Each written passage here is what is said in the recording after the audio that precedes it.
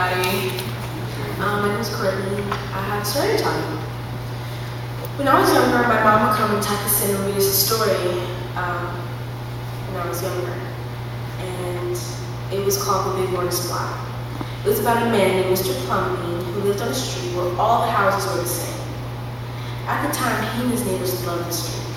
Everyone believed it to be a neat street, and it actually said neat street in the book.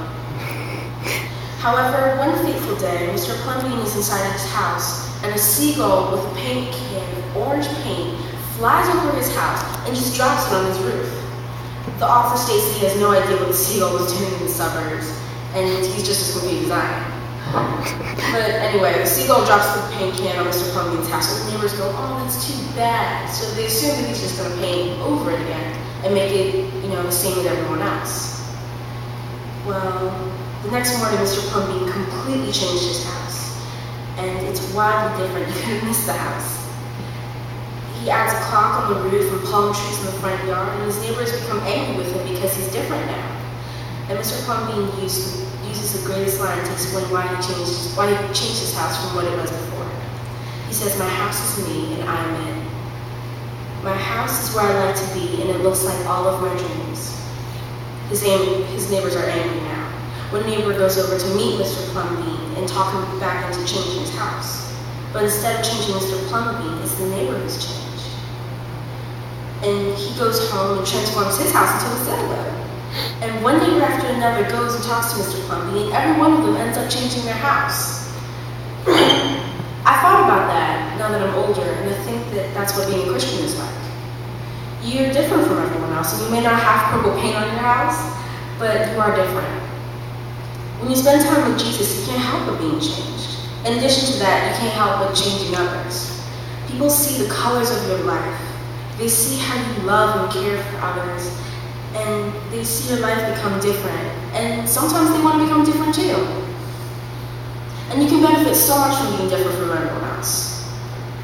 We'll take criticism, but we should rejoice. Yes, some people are going to think that you're insane, and some people are going to think that you're crazy for doing what you're doing now.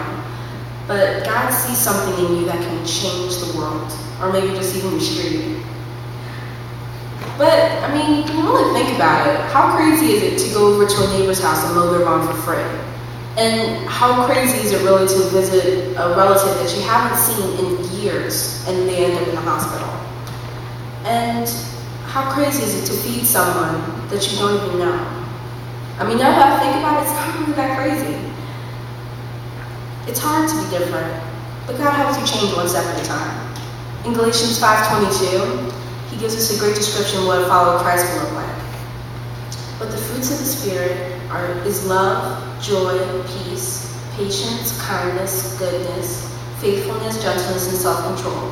And after a while, Jesus will rub off on us. Now, I'm not saying that Jesus is going to make you paint your house. I'm just saying that he's telling you to be the person that he created you to be. Be the person that he loves. And be the person that he uses to change others. Mr. Plumbean never removed the splot from his house. He used the splot to change his house and his way of thinking, which affected everyone else on the street. You may look strange to other people, but will definitely attract attention to Jesus. Thanks, guys.